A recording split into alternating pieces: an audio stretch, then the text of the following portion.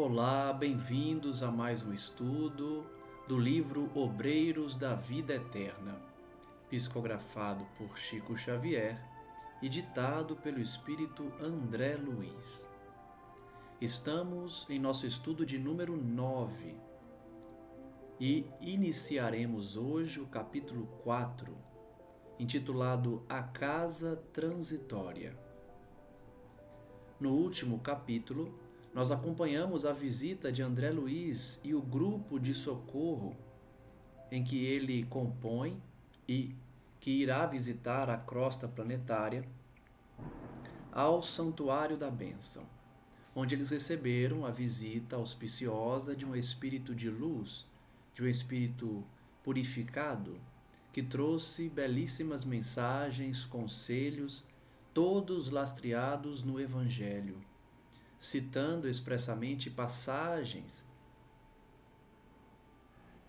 dos discípulos, do próprio Cristo e de tantos outros personagens do livro sagrado do Evangelho de Jesus.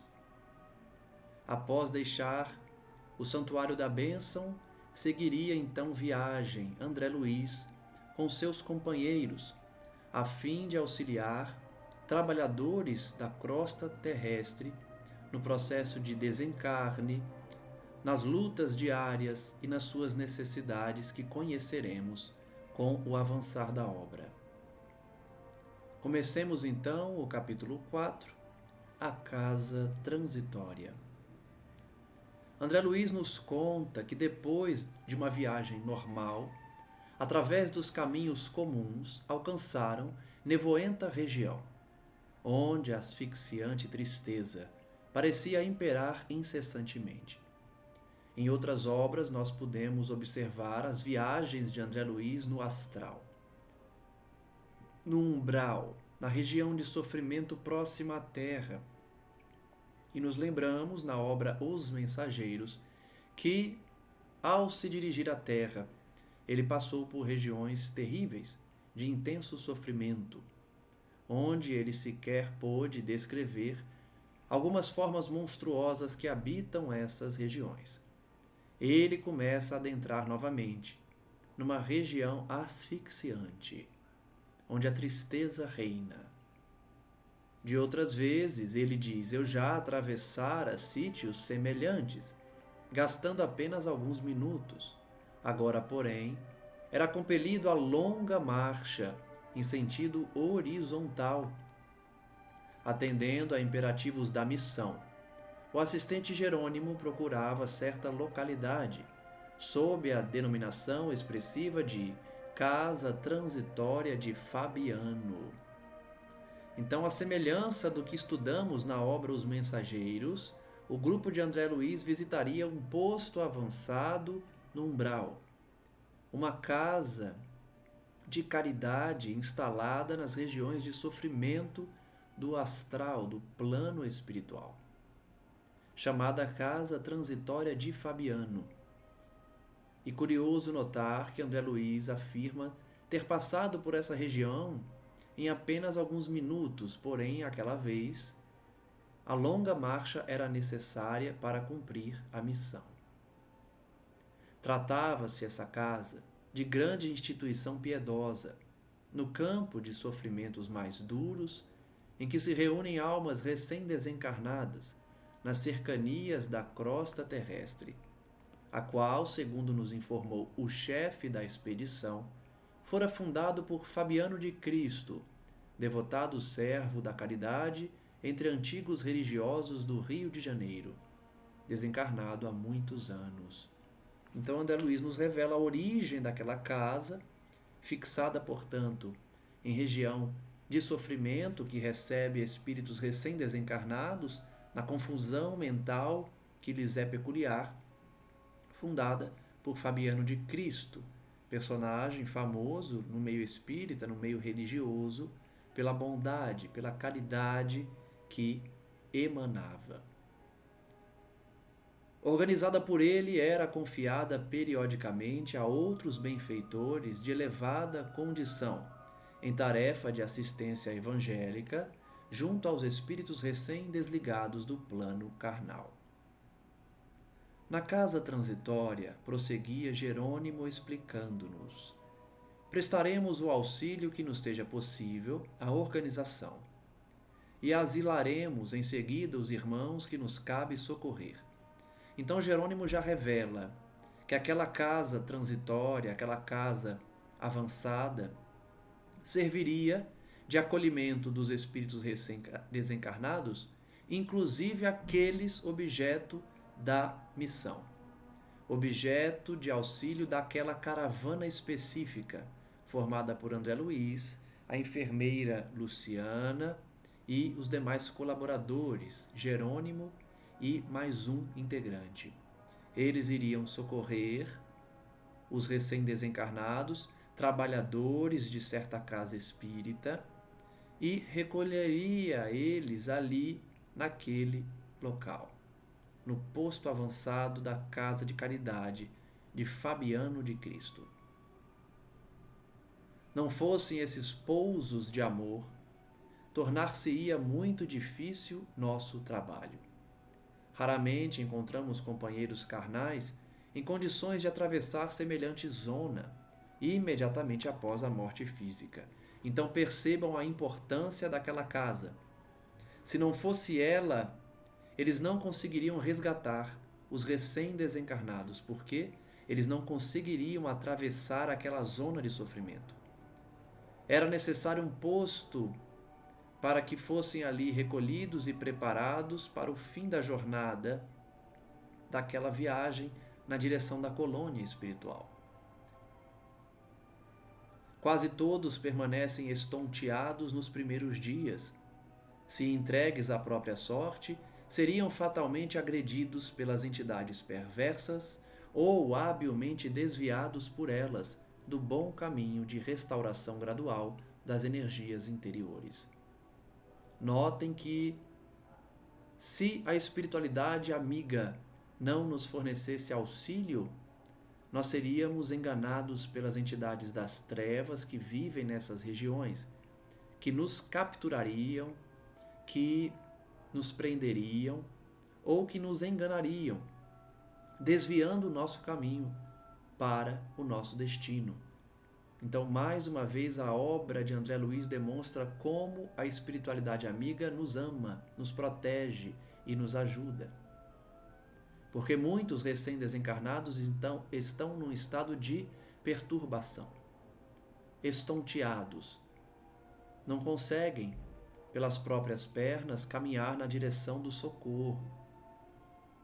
Daí a necessidade desses abrigos fraternais, em que almas heróicas e dedicadas ao sumo bem se consagram às santificadas tarefas de amparo e vigilância. Após breve pausa, concluiu: além disso, teremos aí todo o equipamento necessário aos trabalhos que nos cumpre realizar. Então, além da casa servir de posto avançado para receber os recém-desencarnados, o grupo de André Luiz também aproveitaria a visita para se utilizar de certos aparelhos, de certas ferramentas que ajudariam na missão. Curioso, André Luiz diz guardar silêncio e esperar. Não se passou muito tempo, defrontava-nos casarão enorme em plena sombra. Nada que evidenciasse preocupação artística e bom gosto na construção. Percebam que a construção não se preocupava com detalhes artísticos, detalhes da engenharia, da arquitetura.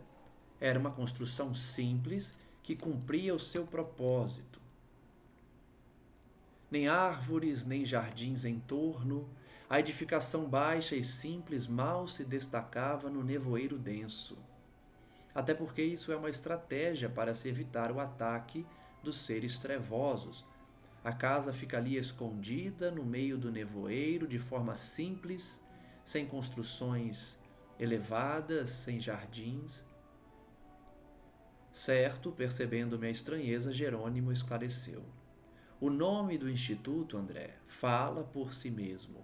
Temos à frente a acolhedora casa de transição, destinada a socorros urgentes. Embora seu assombro natural, é asilo móvel, que atende segundo as circunstâncias do ambiente. Então vejam, não é somente uma estratégia para ocultar a construção, é porque a construção é móvel, ela se adapta às necessidades do serviço. Então ela é simples. Ela fica numa região provisoriamente. Sofre permanente cerco de espíritos desesperados e sofredores, condenados pela própria consciência à revolta e à dor. Suas defesas magnéticas exigem considerável número de servidores, e os amigos da piedade e da renunciação, que aí atendem, passam dia e noite ao lado do sofrimento. Então, de fato, a simplicidade da construção também se dava pela proteção, pela segurança, porque a casa era constantemente sitiada por espíritos sofredores, desesperados, trevosos, o que exigia um constante trabalho de inúmeros servidores, que permaneciam ali ininterruptamente. Todavia, o trabalho desta casa é dos mais dignos e edificantes. Neste edifício de benemerência cristã, centralizam-se numerosas expedições de irmãos leais ao bem, que se dirigem à crosta planetária ou às esferas escuras, onde se debatem na dor seres angustiados e ignorantes, em trânsito prolongado nos abismos tenebrosos. Então vejam, apesar de ser constantemente sitiada, apesar da simplicidade da sua construção, o trabalho da casa era digno e edificante, porque ali várias expedições encontravam asilo, proteção, descanso, repouso, tanto as expedições que iam para a crosta quanto as que voltavam, recebendo espíritos ignorantes mergulhados nesses abismos de sofrimento. Além disso, a casa transitória de Fabiano, à maneira de outras instituições salvadoras que representam verdadeiros templos de socorro nestas regiões, é também precioso ponto de ligação com as nossas cidades espirituais em zonas superiores. Então, além de servir de casa de repouso, casa transitória de socorro, ela era um ponto de ligação com as colônias espirituais. Nesse instante, antes que Jerônimo pudesse prosseguir nos esclarecimentos, atingimos as barreiras magnéticas, à distância de alguns metros do portão de acesso ao interior. Antes de descrever a visita de André Luiz, relembremos a obra Missionários da Luz, em que eles também visitaram um posto avançado, gerido por um casal, não sei se vocês se lembram, mas um casal na espiritualidade dedicado ao bem, com um amplo currículo de socorro aos sofredores quando em vida e que prosseguiam os seus trabalhos, também num posto avançado. Atendidos por trabalhadores vigilantes, que sem hesitação nos ofereceram passagem, acionamos pequeno aparelho que nos ligou de pronto ao porteiro prestativo. Não decorreram muitos minutos e achamo-nos diante de figura respeitável. Não supunha que a instituição estivesse administrada por mãos sensíveis de mulher. Olha o preconceito de André Luiz. Ele imaginava que a casa era administrada por um homem e ficou surpreso quando viu que era uma mulher. Irmã Zenóbia, aparentando idade madura e aureolada de cabelos negros, proporcionava-nos informações vivas de sua energia e admirável capacidade de trabalho, através dos olhos transbordantes de luz. Saudou-nos afável, sem despender muitas palavras, passando imediatamente ao assunto que a nossa presença sugeria. Fui avisada ontem, disse bondosa, de que a missão chegaria hoje, e rejubilamos com isso. Ao seu dispor, explicou-se Jerônimo com gentileza, este abrigo de amor e paz cooperará conosco, asilando-nos alguns tutelados convalescentes, e por nossa vez desejamos ser úteis à casa de algum modo. Então notem que aquela casa receberia os tutelados do grupo, os espíritos que André Luiz vai buscar na crosta terrestre iriam ser recolhidos ali. E para compensar o serviço, eles ajudariam também, trocando experiências. Zenóbia envolveu-nos num sorriso de simpatia acolhedora e, após rápidos minutos de silêncio, considerou: aceitamos o concurso, aceitamos a ajuda. Reconheço a presença de um grupo harmonioso e, desde a semana finda, aguardava ensejo não só para beneficiar a coletividade sofredora de abismo próximo, senão também a fim de socorrer certo irmão nosso muito infeliz. Então, a dona que administrava, Dona Zenóbia, aceitou a ajuda do grupo e aproveitou a presença deles para realizar uma missão bem especial: ajudar um grupo sofredor de um abismo próximo e socorrer uma pessoa específica. Trata-se de pessoa que me foi particularmente querida e que apenas agora foi encontrada em remota região de seres decaídos. Percebam os dramas que existem no plano espiritual. Dona Zenóbia, uma administradora de uma casa de caridade, ou seja, um espírito elevado, demorou bastante tempo para localizar um ser querido que, no mundo espiritual, estava perdido. Só foi encontrado recentemente e ela estava ansiosa para socorrê-lo. Encontrava-se, portanto, num abismo próximo. Vencendo obstáculos, trouxemo-la para a vizinhança da casa. Porém, o perigoso estado em que se encontra não nos autoriza a fornecer-lhe abrigo, e sim proteção indireta. Olha que interessante. Ela já havia socorrido aquele espírito e transportado para as proximidades da casa. Mas, como ela estava num estado perigoso, não poderia ser transferida ou transferido para dentro da instituição. Ele ficava então nos arredores da instituição, recebendo proteção indireta e não direta, porque a proteção direta é o acolhimento dentro da casa. Como ele não podia entrar, certamente porque muito perturbado esse espírito, estava recebendo auxílio indireto nos arredores da casa. Já estabelecemos medidas em favor da remoção desse infortunado amigo para a zona da crosta, onde será brevemente internado em reencarnação expiatória. Vejam duas informações curiosas. Primeiro, já realizaram a programação espiritual dele, já definiram que ele iria ser encaminhado para uma reencarnação. E segundo, curioso notar que eles chamam a reencarnação como uma internação.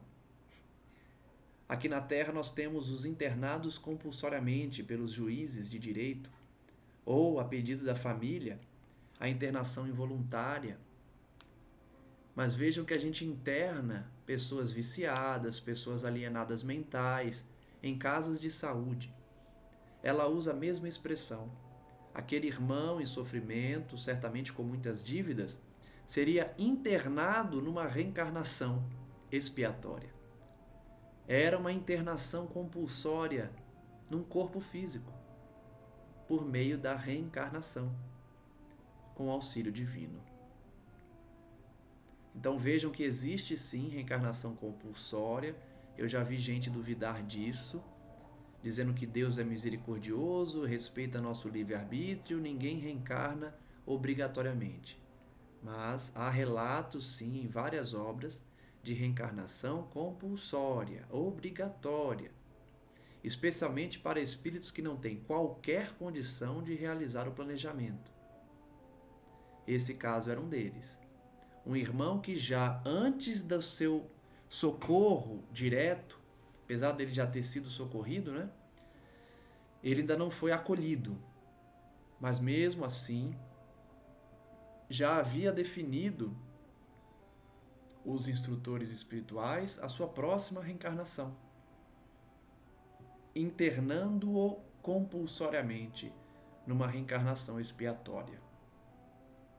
Entretanto, diz Dona Zenóbia, precisarei pessoalmente da colaboração fraternal dos companheiros em benefício do transviado. Ela estava, de fato, aguardando o auxílio de um grupo mais especializado.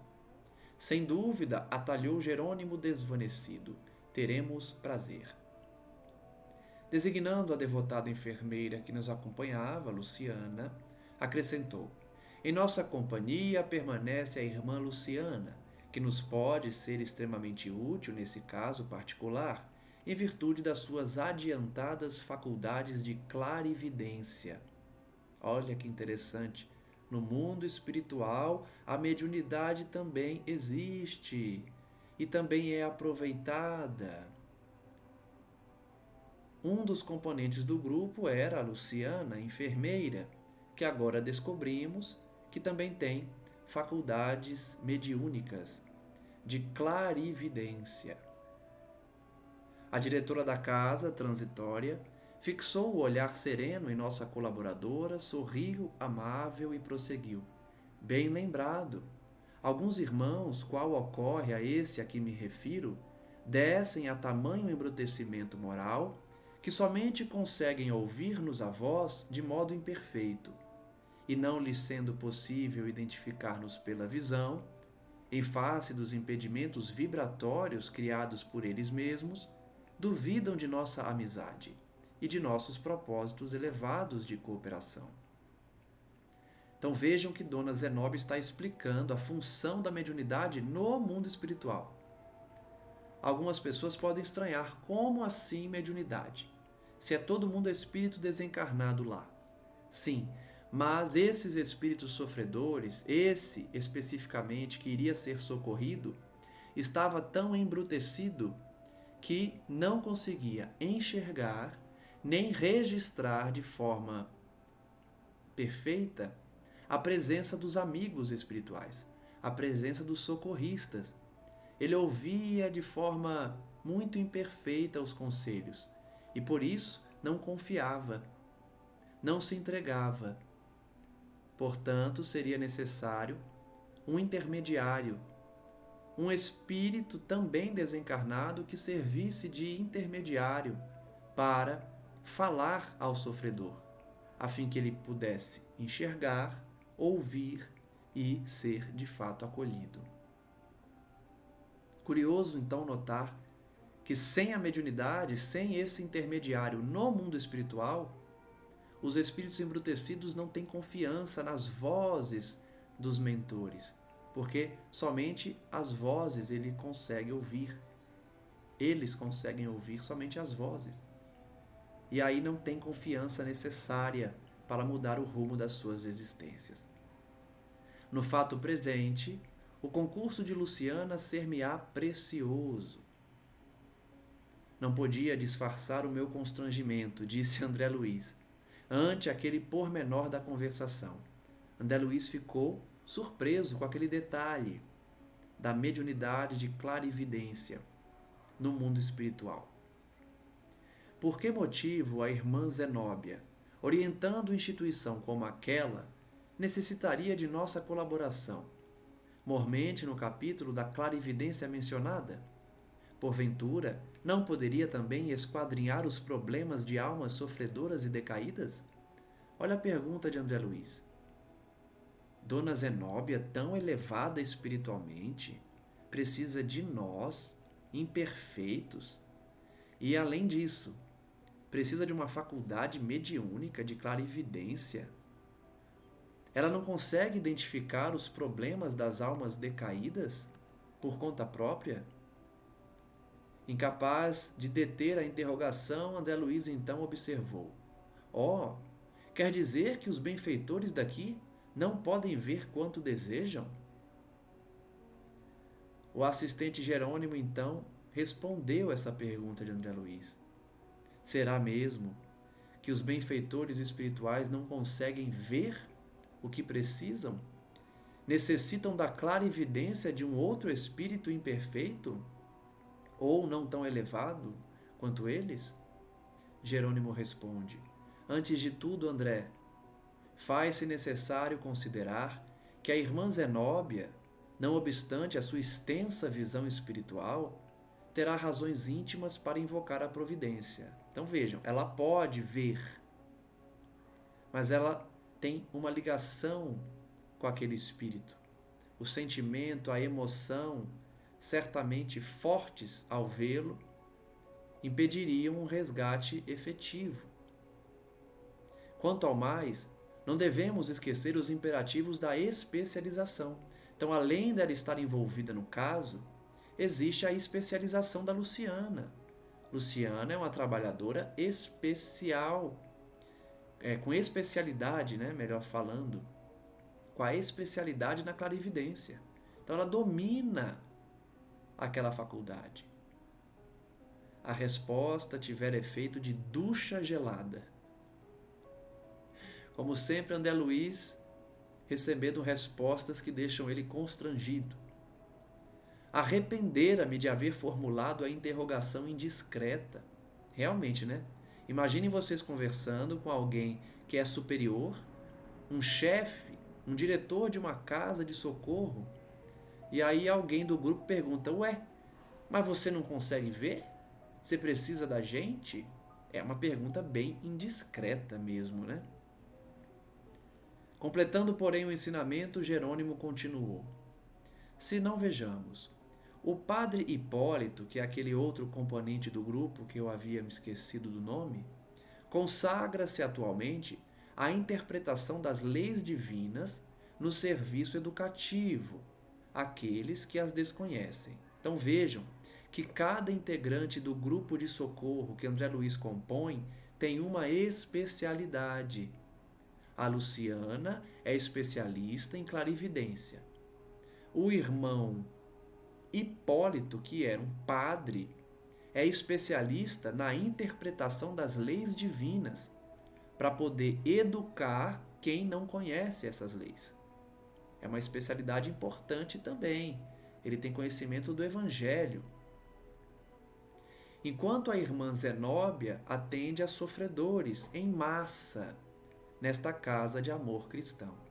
A especialidade da dona Zenóbia, então, é dirigir uma casa que atende centenas de milhares de sofredores. Claro que poderiam exercitar a clarividência. Então a resposta dele é direta. Claro, André, que ela poderia usar da clarividência, com benefícios generalizados para o próximo, mas com prejuízo manifesto dos deveres imediatos. Então ela detinha um cargo que lhe impunha deveres imediatos, urgentes, grandiosos. Ela não poderia se dedicar a uma missão socorrista de apenas um indivíduo, deixando a casa sem a direção competente. Cada um com seu dever, com sua obrigação. Isso, diz ele, não ocorre com Luciana, que pelo contato individual e intenso com os enfermos durante muitos anos consecutivos, especializou-se em penetrar-lhes o mundo mental, trazendo à tona suas ideias, ações passadas e projetos íntimos em atividade beneficente. Então vejam que interessante. A Luciana era especialista em adentrar a mente do doente e fazê-lo relembrar as suas vivências, trazer à tona os seus pensamentos, as suas ideias. Então ela tinha toda uma especialidade oriunda de anos de trabalho junto a sofredores. Ela era de fato uma especialista.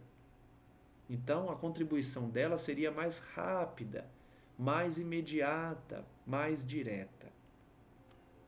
Se entrássemos nós outros, de improviso, em relação com a sua clientela, veríamos alguma coisa, embora não tanto e tão bem quanto pode ser observado por ela, em vista de suas dilatadas experiências.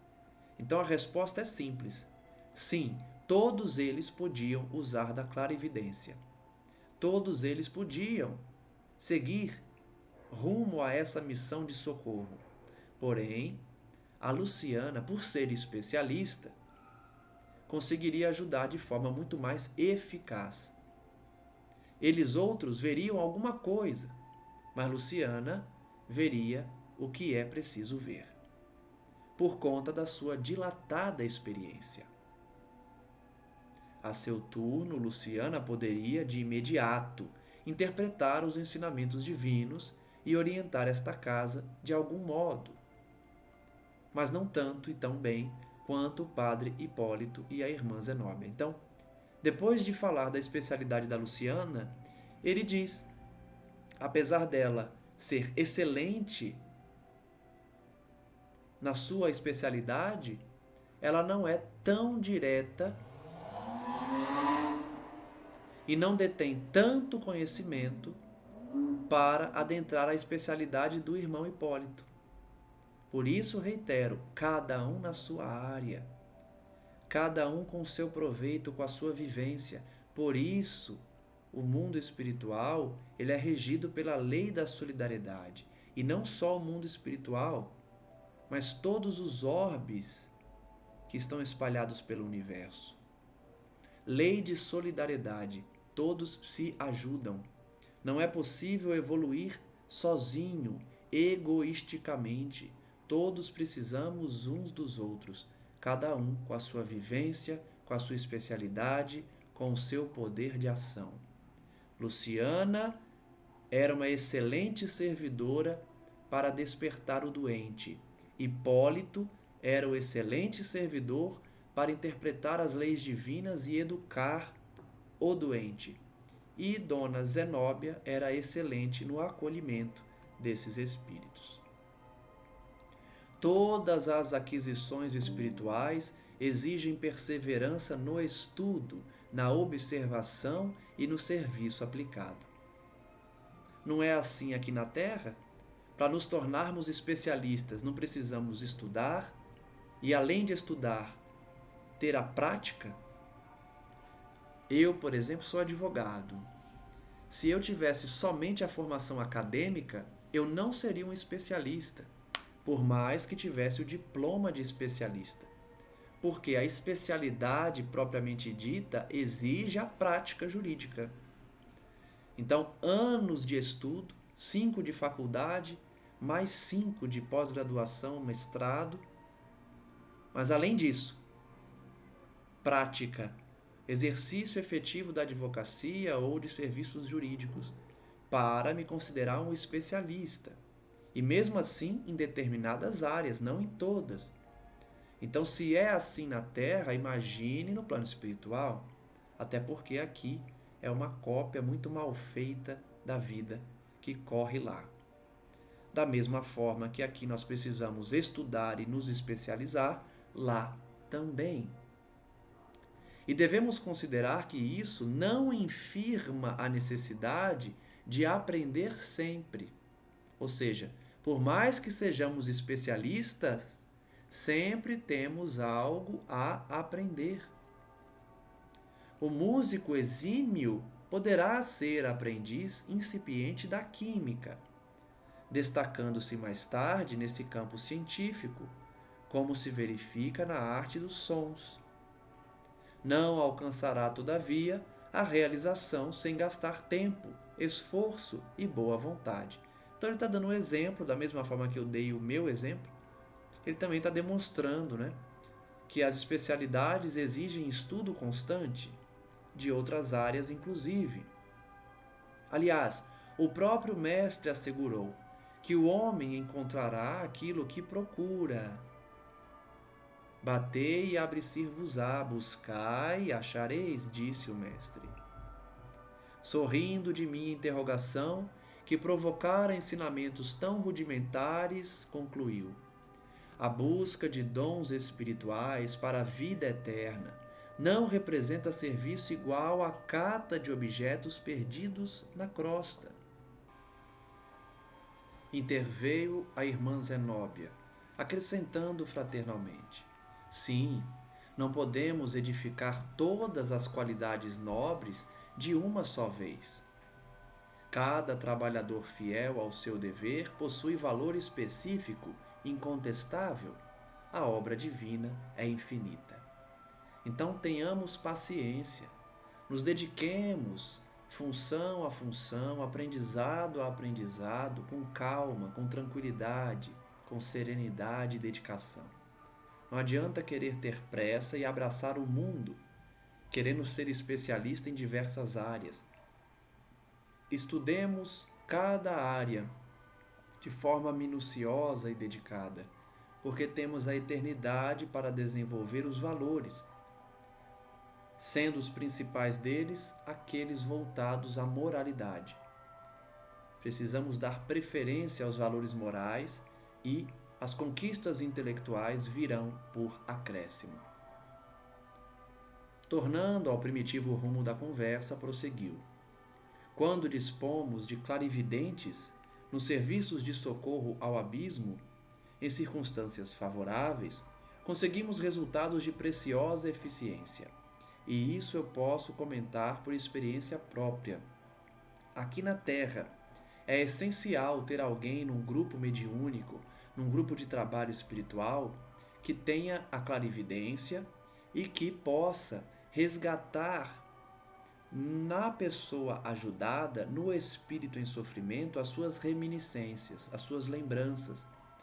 Então, esse poder magnético, que pode ser tanto do doutrinador, do dialogador, quanto de um dos integrantes da reunião, da equipe, ou ainda de um integrante do plano espiritual, é essencial para o resgate de muitos espíritos. Em diversos diálogos com as sombras, com espíritos sofredores, surge em determinado momento a necessidade de estimulá-lo à lembrança do que ele fez, ou de algum ente querido que ele não vê há muitos anos, e isso é determinante para o seu resgate, para ele se desarmar. Geralmente, nesse momento, o espírito abandona uma postura agressiva e resolve acolher as nossas palavras, as nossas orientações, porque ele se lembra do que fez, ele se lembra de um ente amado. Então existe uma especialidade para que essas lembranças venham à tona, favorecendo a libertação daquele espírito. Então a dona Zenóbia está dizendo, é importante, é imprescindível ter alguém com essa faculdade para permitir resultados eficientes no serviço de socorro espiritual. Os servidores dessa natureza, porém, são poucos, em vista da multiplicidade das tarefas, e raros se dispõem a servir nas paisagens escuras da angústia infernal. Olha só, são poucos os que têm a clarividência e querem servir nessas regiões. Muita gente tem essa capacidade de poder estimular o sofredor a enxergar o que ele precisa ver, mas muitos não querem trabalhar nessas zonas, nessas paisagens escuras. Luciana, chamada nominalmente à palestra, esclareceu que teria satisfação em cooperar e contou-nos que buscara desenvolver as faculdades de que era portadora a fim de socorrer noutro tempo o espírito de seu pai, desencarnado numa guerra civil. Então vejam que a própria Luciana se especializou para ajudar um ente querido, o seu pai. Tivera ele preponderância no movimento de insurreição pública, ou seja, era um revoltoso, e permanecia nas esferas inferiores, alucinado pelas paixões políticas. Isso é muito real. Quantos desencarnam em lutas, em revoltas, e continuam no mundo espiritual lutando, revoltados, como se o conflito ainda estivesse ocorrendo ou se eles ainda estivessem exercendo funções relacionadas àquele conflito.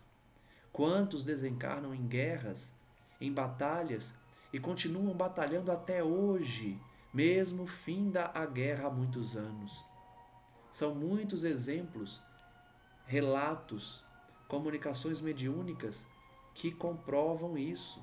Espíritos que morreram em combate e continuam lutando no mundo espiritual, numa intensa batalha que nunca finda, porque eles estão ligados às suas paixões. Depois de paciente auxílio, Luciana então conseguira reajustar emoções, obtendo possibilidades de reencarnar em grande cidade brasileira, o pai da Luciana, para onde ela mesma seguiria também, logo pudesse o genitor do pretérito organizar novo lar, restabelecendo-se a aliança de carinho e de amor, segundo o projeto por ambos estabelecido. Então vejam que a Luciana, na sua especialidade, socorreu o seu pai, providenciou o seu reencarne e iria se juntar a ele, logo que ele constituísse família, para prosseguirem no projeto salvacionista que combinaram. Zenóbia ouvia com atenção a história da Luciana, percebendo talvez que a palestra tendia para o campo do personalismo direto, em minutos para os quais provavelmente a diretora da casa teria outros compromissos, Jerônimo interferiu na conversação e dirigiu-se a ela atencioso.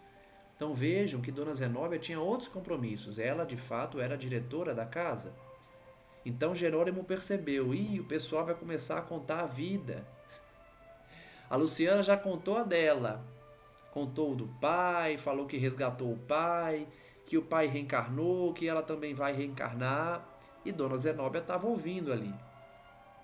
Mas o Jerônimo, que é um orientador, que é um instrutor, percebeu, não vou tomar o tempo da Dona Zenóbia, com as nossas colocações pessoais, personalistas. Ela tem muito o que fazer. Então ele interrompeu a conversa. Estamos satisfeitos, irmã, pela perspectiva de algum concurso amigo ao seu lado. Compreendemos a grandeza de sua missão nobilitante, e se vamos depender tanto de seu generoso amparo nesta casa, constituiu-nos obrigação cooperar com a irmã nos trabalhos em que nossa humilde colaboração possa ser útil. Então ele interrompe a conversa agradecendo a ela por recebê-los, por disponibilizar a casa para receber os que serão socorridos mais adiante, e se colocou à disposição para ajudar também. Seguiremos amanhã para a zona carnal. Entretanto, logo que nos seja possível trazer para sua companhia o primeiro irmão libertado, André e eu permaneceremos em trânsito entre a crosta e este abençoado asilo, enquanto Hipólito e Luciana se demorarão aqui, velando pelos convalescentes e colaborando junto da irmã nas tarefas imediatas. Então vejam, Jerônimo fixou o roteiro da obra que a gente vai estudar. Eles desceriam a crosta, resgatariam o primeiro irmão, que é relacionado ao grupo religioso e que estava em desencarne, e quando regressasse, Luciana e Hipólito iam ficar ajudando, enquanto André Luiz e ele, Jerônimo, fariam o trânsito para a terra a fim de prosseguir também nos trabalhos. Alegra-me sobremaneira a expectativa, falou a diretora, evidentemente satisfeita. Nesse instante, invisível campainha ressoou estridente, com estranha entonação. Não decorreram 5 segundos e alguém penetrou a sala rumorosamente. Era determinado servo da vigilância, que anunciou o precípite. Irmã Zenóbia, aproximam-se entidades cruéis. A agulha de aviso indicou a direção norte. Devem estar a 3 quilômetros aproximadamente. Então, olha que curioso. No meio da conversa, soou um alarme, uma campainha, que chamou a atenção de André Luiz. Era um ataque das trevas àquela instituição. Justo no momento em que o grupo estava ali, a casa sofreu um ataque. Nós poderemos acompanhar como se dá essas aglomerações de espíritos perversos, espíritos trevosos, que querem destruir os cristãos, os trabalhos de socorro espiritual, nas zonas em que eles comandam. Como a gente vê os criminosos aqui da Terra, também criando esses comandos do crime e definindo as regiões de atuação onde eles dominam. No mundo espiritual, continuam fazendo as mesmas coisas, dominando pela força, pela violência, pelo medo. Então, um grupo desses estava se preparando para atacar a casa transitória de Fabiano. Irmã Zenóbia, então, empalideceu ligeiramente. Olha como o ataque traz temor. A dona Zenóbia é um espírito elevado e ela ficou preocupada. Ela ficou empalidecida, o que denota preocupação. Mas não traiu a emoção com qualquer gesto que denunciasse fraqueza. Acendam as luzes exteriores, ordenou. Todas as luzes, e liguem as forças da defesa elétrica, reforçando a zona de repulsão para o norte. Os invasores desviar-se-ão. É interessante a gente acompanhar essas situações porque muita gente acha que André Luiz fantasia, que André Luiz inventa, que André Luiz mente, dizendo que não tem essas coisas no mundo espiritual. Mas como duvidar? Como achar que no mundo espiritual não há seres trevosos, se Kardec trouxe tantos exemplos de espíritos que continuam vivendo da mesma maneira que viviam aqui na Terra? Como pensar que não há defesas energéticas, defesas e armas que impedem a ação de espíritos trevosos? Existem sim. Não é tudo no pensamento, não é tudo na palavra do meu amigo, meu irmão, porque tem seres muito grosseiros, muito revoltados, que não querem escutar. A palavra de nada adianta, eles precisam de algo mais físico, mesmo porque estão intensamente vinculados à matéria.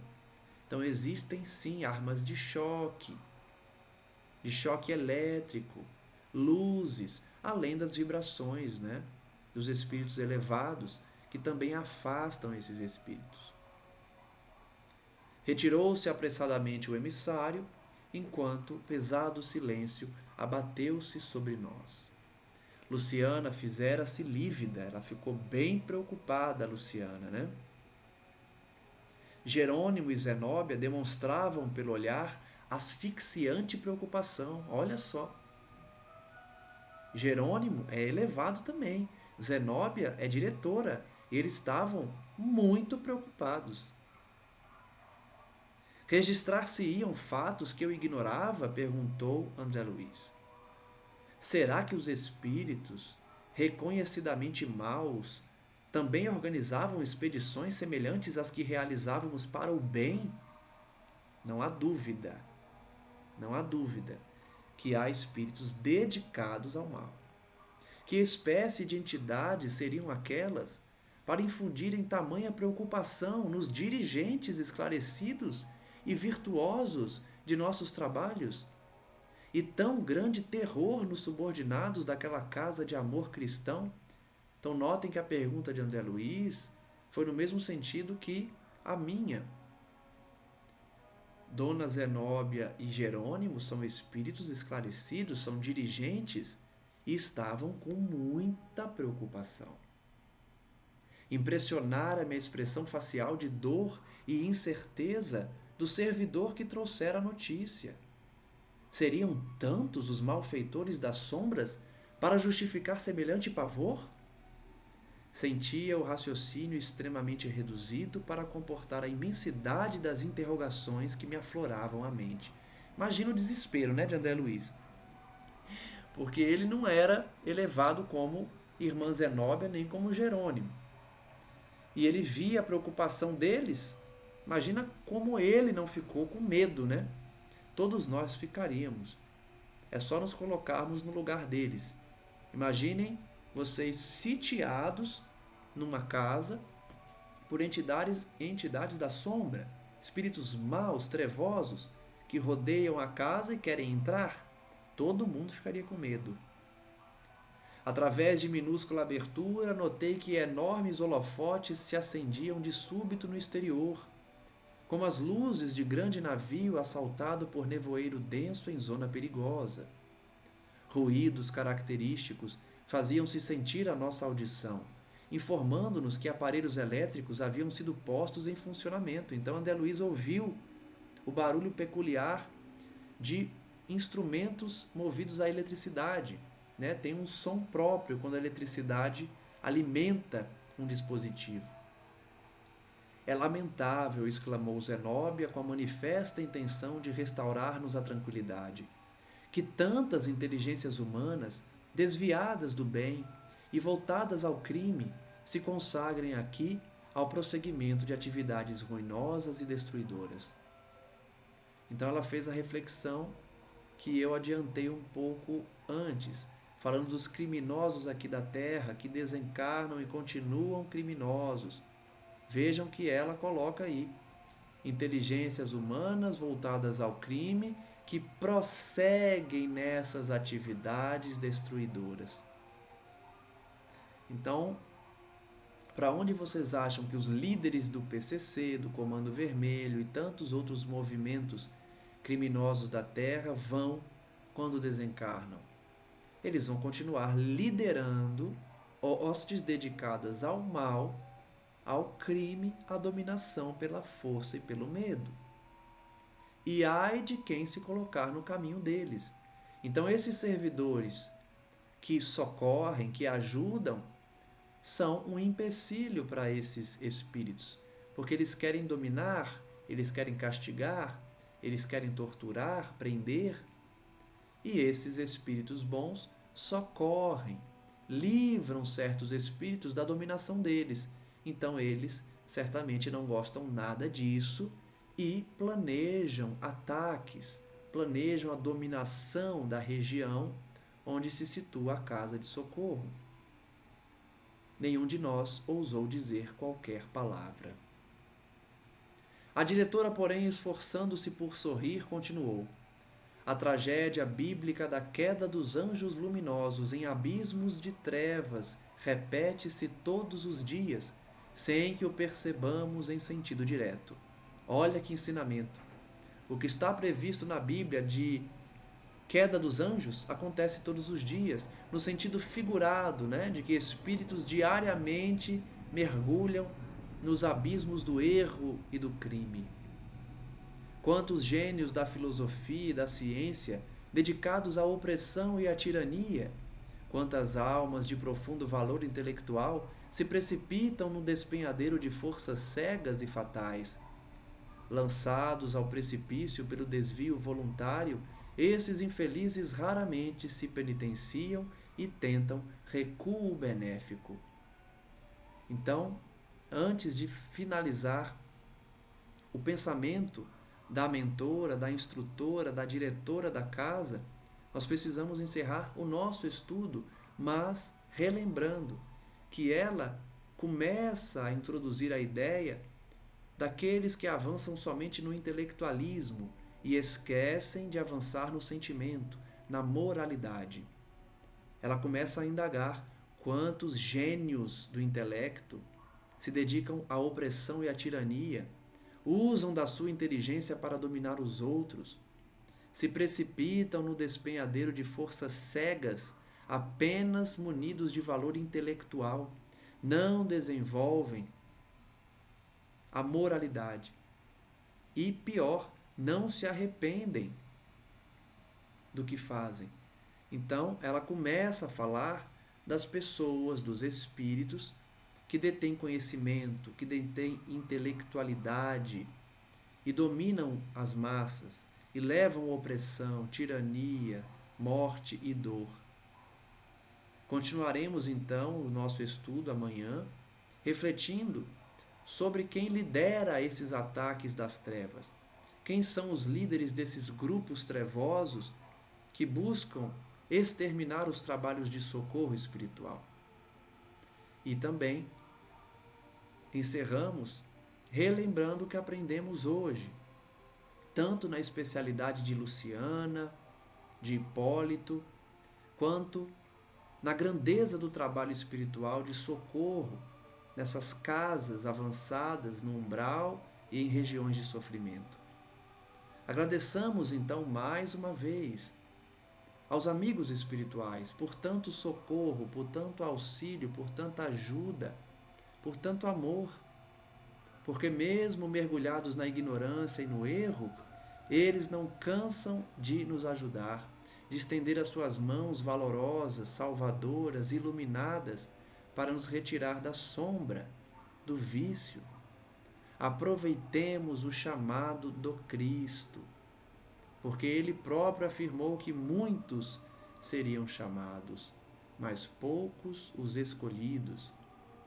E nós já estudamos aqui, não são escolhidos por Deus, como se fossem privilegiados, mas sim aqueles que escolheram seguir Jesus. Por isso são escolhidos, porque eles primeiro escolheram seguir o chamado do Cristo, o convite para o banquete, da linguagem figurada que o Cristo se utilizou. Aproveitemos esses alertas que a espiritualidade nos traz por meio das obras, intermediadas por espíritos de escola como Chico Xavier, para que não tenhamos dúvida da procedência divina do ensinamento. Vocês acham que é por acaso o Chico Xavier ser quase santificado? Não é por acaso, é para dar segurança à sua obra mediúnica, à sua lavra mediúnica. Se Chico denotasse qualquer ensejo de inferioridade, em algum momento nós desconfiaríamos de uma ou outra informação.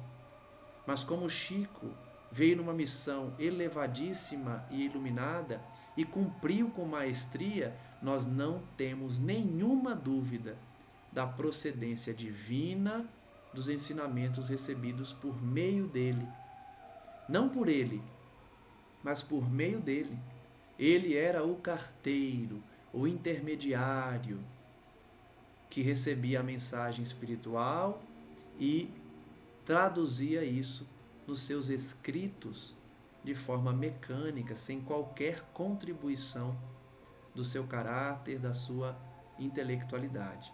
Então, ouçamos esses alertas, não pensemos que isso é fantasia, que isso não acontece, que não é bem assim. Tenhamos cabeça aberta para enxergar que o mundo espiritual é muito complexo e nós não recebemos sequer 5% da informação real. A gente está engatinhando no conhecimento sobre a vida espiritual. Mas ainda assim, é muito conteúdo para aprendermos. Nos dediquemos então a esse estudo, a esse aprendizado, mas, como sempre ressalto, foquemos na prática. Utilizemos o ensinamento, o aprendizado para praticar o bem. Seja a paciência com o ente querido em casa, o familiar, o adversário no trabalho ou na via pública. Seja na necessidade da reforma íntima. Apliquemos o que aprendemos aqui em nossas vidas particulares, cada um fazendo a sua autoanálise, sem apontar dedos a ninguém. Porque a salvação é individual, depende da escolha de cada um. Ninguém pode escolher por nós. Portanto, continuemos nesse trabalho bendito de aprendizado, mas principalmente colocando em prática o que aprendemos junto aos sofredores, junto aos inimigos e adversários e junto a todos aqueles que Deus coloca em nossas vidas.